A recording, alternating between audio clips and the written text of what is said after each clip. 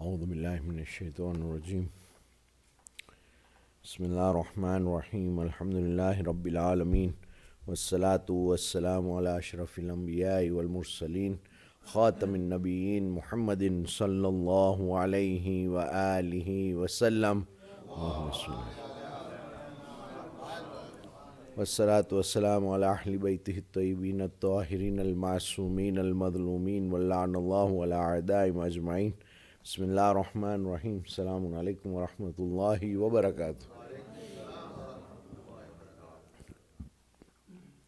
Continuing on our discussions on the masails of Mah Mubarak Ramadan, last time we looked at the aspect of fidya and who is not obligated to fast in the month of Ramadan. In fidya, before we go any further, it is necessary, there are one or two things that were left out, and also as a quick reminder. The first is, if a person could not fast because of illness, he has to give qada of the missed fast. There is no fidya. Meaning, if somebody fell ill, got flu or whatever in Mah Ramadan and could not fast, then he has to only give qada. There is no fidya for that. Fidya will become applicable only if one misses to repay that fast before the next Mah Ramadan comes in. That is when you will have to pay fidya. However, by paying fidya, the qada does not go away, it does not fly away. The qada remains and you will have to still pay it. A person missed all or some of the fasts in the month of Ramadan due to an illness, and that illness continued until the next Mah Ramadan, then in that case the qada is not there, but he has to give fidya. Where somebody's illness that was there in Mah Ramadan continued until the next Mah Ramadan entered. It did not get any relief in between. In fidya that we say we give 1 mud, that is 3/4 kilos of food, it says staple food is not a condition in fidya. Also, feeding people will not take the place of fidya. Meaning, if I bring people and I feed them, that will not be in place of fidya. You have to give that 3/4 kilos of grain. And it makes no difference what foods are given as fidya. So it is no problem, you can give any type of food that is as fidya.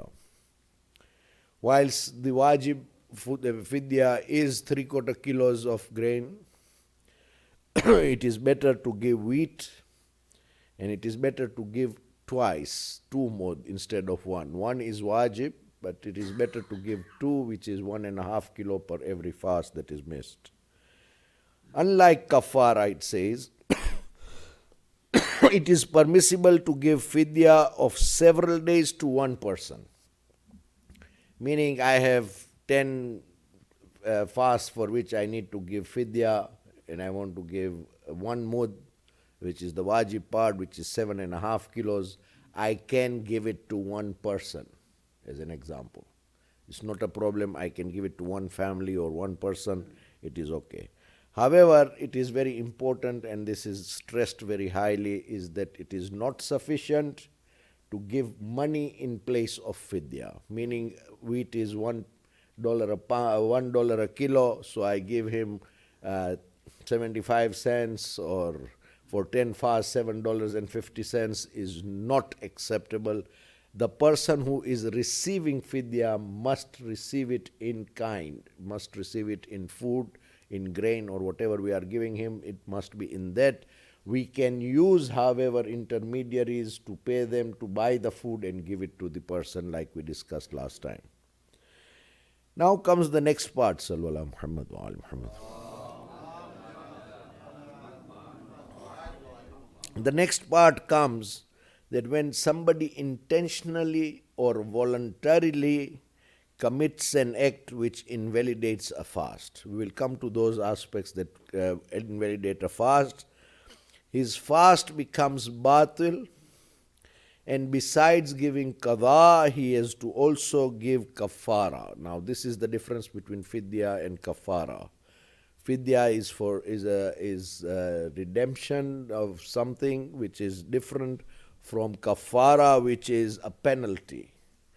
And we have to give kafara. And however, if a person who is fasting eats or drinks something forgetfully, his fast is valid. Somebody has a habit of whenever he wakes up, the first thing is he needs a glass of water. He forgot that day that he is in fasting situation. Drink a little water, it's okay. The minute, or not the minute, the moment, not even the moment, that split second that you remember you are fasting, you throw away whatever is in your mouth. Not that he says, okay, now since I have started, let me finish. No, it will not work that way. Forgetfully is fine. Now, what is kafara? Kafara is a penalty for not fulfilling the wajibat intentionally. And there are three types of kafara. One is freeing of a slave. Second is fasting for 2 months. And 3 is feeding 60 poor people to their fill. Or in that replacement of kafara, you can give 3/4 kilos of foodstuff. Now, we'll go to each one of them because each one has its own conditions. The first one, according to most jurists, contemporary jurists, it says that if there is no slaves to be freed, then we have to ask Allah's istighfar, and that is over. However, but there is the question of if there is no slaves to be freed. We are told there are certain sectors in the world that still practice some form of slavery, and therefore that can be used in that case. However, that is not our subject here. The thing is the 3 types of kafara. The second type of kafara is fasting for 2 months. For one fast that you break, that qada remains, plus the penalty of 60 fasts, in which the first 31 fast has to be consecutive, and then 29 can be spread. For one fast, 60 fasts as a penalty, 31 have to be consecutive, plus then the 29 that follow. And the third one is feeding 60 poor people to their fill. Now, what it says here, that according to some jurists, a person who intentionally invalidates his fast during the month of Ramadan by committing a sin has to pay all 3 kinds of kafara. Meaning, if somebody broke his fast with something haram, for example, then in that case he has to pay all the 3 kafara. However, it says, what should a person do, therefore, during our time when emancipating a slave is impossible since there are virtually no slaves? The answer that has been received is the penalty of emancipating a slave is waived when it is no more possible. It should, however, be clarified that in our view, that is Ayatollah Sistani's view, it is not wajib to pay all the 3 kafaras for invalidating a fast during Ramadan by committing a sin, and Allah knows best. So according to Ayatollah Sistani, 1 kafara is wajib, 3 is mustahab, or ihtiyat mustahab it says. It's ihtiyat mustahab, right?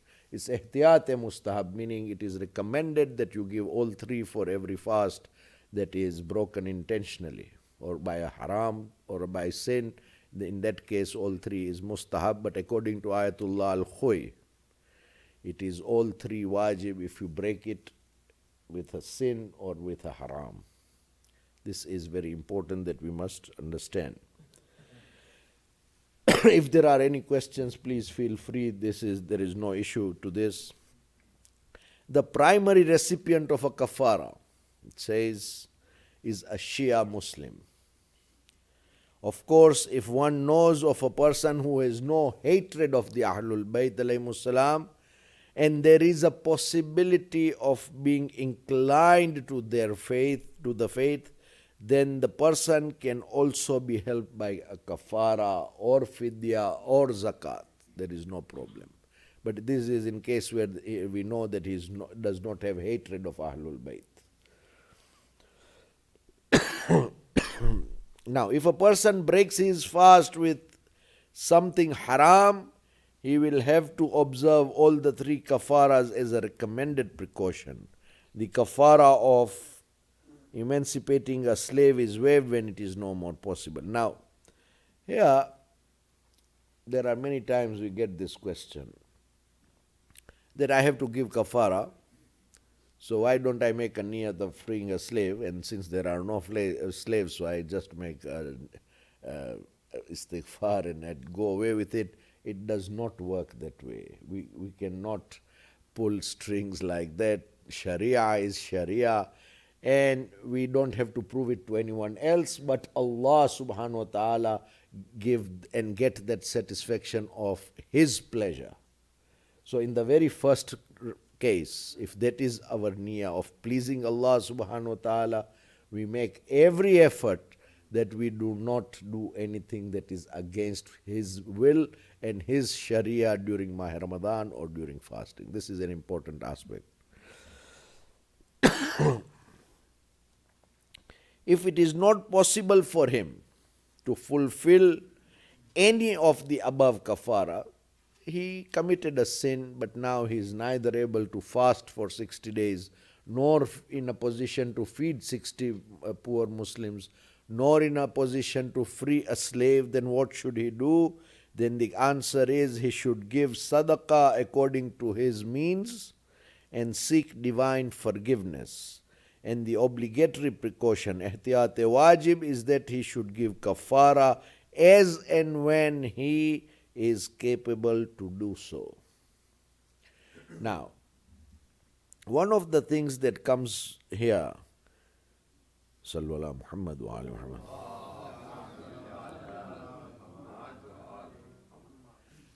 Sometimes we are told that I am due for kafara. Can I ask somebody to fast for me? It is not possible. Everything in Sharia cannot be bought over. This is very important. They cannot say, okay, I'll employ somebody, I'll give him $60 to fast 60 days for me. No, it doesn't work. It only works for somebody who is passed away. When a son who is doing the wajib qadha of their parents, then in that case he is allowed to employ somebody to do that salat or saum for him. Not for a living person, otherwise every one of us would be looking for somebody to fast for us. That is not going to work. Now, niyyah for fasting. This is something we take it lightly, but niyyah, kullu amalum bin niyyah, is also misinterpreted at many levels. But very importantly is our niyyah must be very straightforward. Niyyah, first of all, we must understand, is not necessarily to be said. When we were in madrasa, yes, we were told and we were taught that hu rojo rakhu chu, Mahe Ramzan nu, aaj no divas, kurbatan ilallah, is yes, it is no harm in there, but that was to teach us that how we should make our niyyah and how we should look towards it. However, in anything, niyyah need not be said. If it is said, there is no problem. But it need not be said. It has to be in your mind what you are doing. And that niyat has to remain throughout that action. For example, if we are doing salat, and I have made a niyyah of doing maghrib salat kurbatan ilallah, then from the time of that niyat with takbiratul ihram until assalamu alaikum wa rahmatullah, that niyat has to remain. I don't waver around. That is the requirement. Now, fasting means that a person in obedience to the commands of Allah. I am fasting because it is Allah's command that I fast in the month of Ramadan from the time of Fajr to the time of Maghrib avoids 9 things which are mentioned, and we will come to those things that break the fast. Now, here Fajr, Adhan of Fajr to Adhan of Maghrib is what is required. Now, how to establish Adhan of Fajr and how to establish Adhan of Maghrib is another masail, but we all know that it is better to start a little before that Adhan time of Fajr to be safe and wait for a few moments after Maghrib. I know we get Mahi Mubarak at these times where we are tired, it is a long day, it is quite late in the evening, but that extra 2 minutes does not really matter.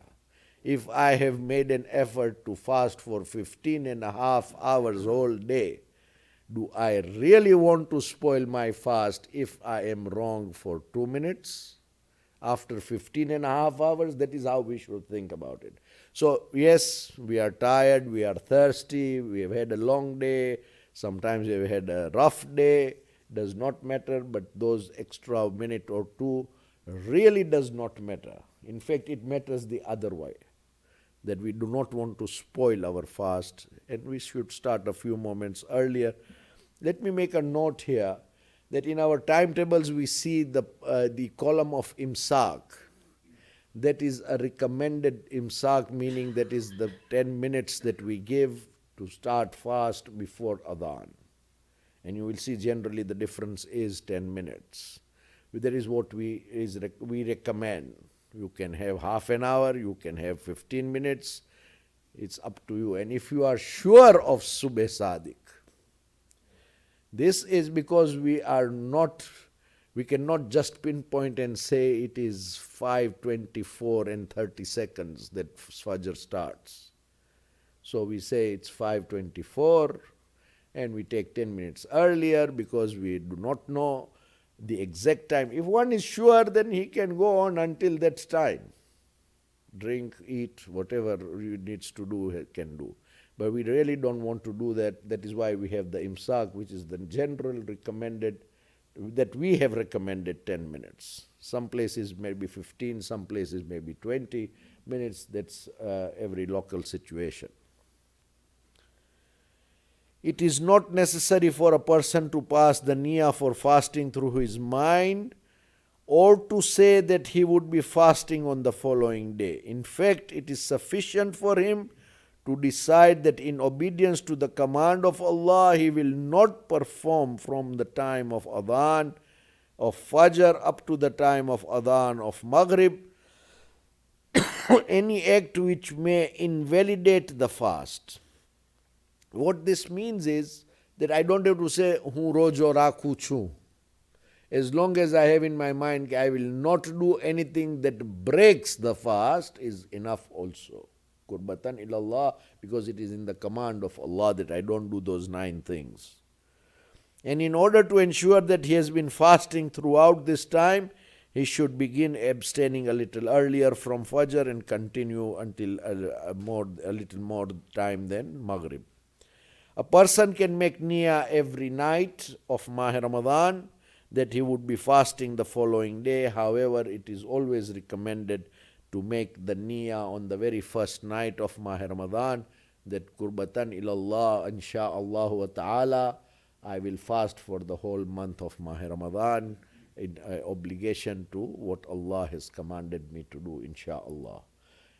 There is no problem, we can make a whole month's niyyah on the very first night, and so we are fine.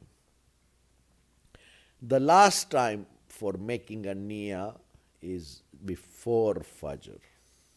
For a conscious person, when time of Adhan of Fajr, before the time of Adhan of Fajr comes, one must make a niyyah that he is going to be fasting that day. And if a person sleeps before the time of Fajr, somebody went to sleep in the night, very tired, he didn't wake up for Fajr and he woke up later, after the time of Adhan, in that case he can make a niyyah before Zohar, he is fine, and there is no problem if he wakes up before Zohar and makes a niyyah at that time. However, if he was so tired that he missed his Fajr, and even missed the adhan of Dhuhr, now we are talking of awwal waqt of Dhuhr is past and then he woke up, in that case he will not eat or drink or do anything that breaks a fast on that day, but he will have to keep a qada for that day also. If a niyat is not made before Fajr for a conscious person, or if it is not made before Zohar for somebody who overslept. Now, one of the questions that has come is how about a person having made niyyah before Fajr? He made his niyyah for Maha Ramadan, fasting. Then he went to sleep and does not wake up until after Maghrib. Teenagers do this. When we were teenagers, we could have done it too.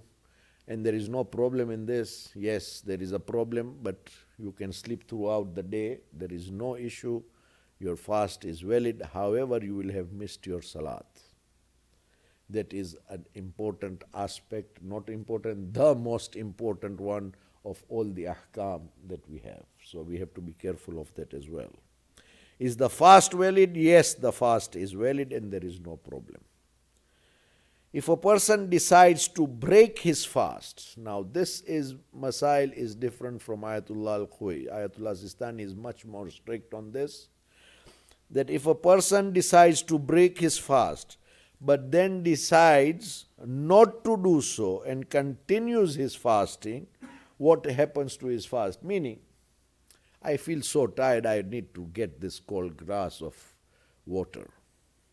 Or somebody brings me cold Coca-Cola in front of me and says, how about this? And for that split second, I make, okay, let me get it, you know. In that case, Ayatullah Sistani says your fast is batil even if you don't do it, and you will have to give qada for it. Some of us have a habit of forwarding foodstuffs and photographs of very tasty foods during Maha Ramadan on our WhatsApp. Yes, you can do this as a joke, but if somebody gets really interested in it, then we have a problem. So we be careful with this. There are certain medical issues we can discuss, but I don't think there is much time. If there are questions, please feel free. On fasting, on niyat, on aspects of kafara or fidya, there is no problem. We can discuss this. Ji. You have made niyat for the whole month, but in between you have to go to the retreat. Yes. When you come back, you have to make another niyat? Yes, for the balance of the month. Because that niyat was broken because of circumstance. Or somebody fell ill. You were sick for 2 days in between. Once you finish, you make another niyat that I will continue with my fasting, inshallah. Ji. On the feeding of the 60 Ji. poor people, Ji. in that case, does it have to be in kind or can you give money? Can you give money for it? Feed? Yes, you can give grain, 3/4 kilo. For the 60, Yes, so you would give 45 kilos or rather 3/4 kilo to 60 different people. but can you give an intermediary funds and say, can you feed the 60 families? Yes, you can do that. And he can give them the groceries or whatever. Yes, it is feeding. Actually, it is feeding. One should feed, not just give groceries. I think one should feed. Can you give just groceries or any grain is enough, but it has to be 3/4 kilos instead. They have to be fed. That is important. That meaning that you have to cook and feed them? Yes. You cannot simply go to a store and buy. In that case, you will have to take 3/4 kilos of grain and give it. If you want to do that, instead of feeding them with cooked food, then you have to give them for every fast 3/4 kilo of grain or food stuff. Then there is a measure for it. Ji, bolo Ibrahim. Like you say that somebody on purpose does not fast, Ji, then he has to do, for one, he has to do 60. ji, So 31 days is consecutive. yes. And 29. How about if 3 days continuously somebody breaks the fast? How does Every fast. For every fast, there is 60 to be repaid plus the qada. For 3 days. Then that will be 180 days, so 31, 29, 31, 29, 31, 29. Plus 1, 1 and 1. 3 days or 30 days does not matter. So this is the whole issue of kafara. Penalty is, that is the importance of Mahe Ramadan. That we do not intentionally violate the laws of Allah and the hurmat of that month as well. Anything else? ربنا تقبل منا إنك أنت السميع العليم وتب علينا إنك أنت التواب الرحيم والحمد لله رب العالمين رحم الله من قرأ الفاتحة.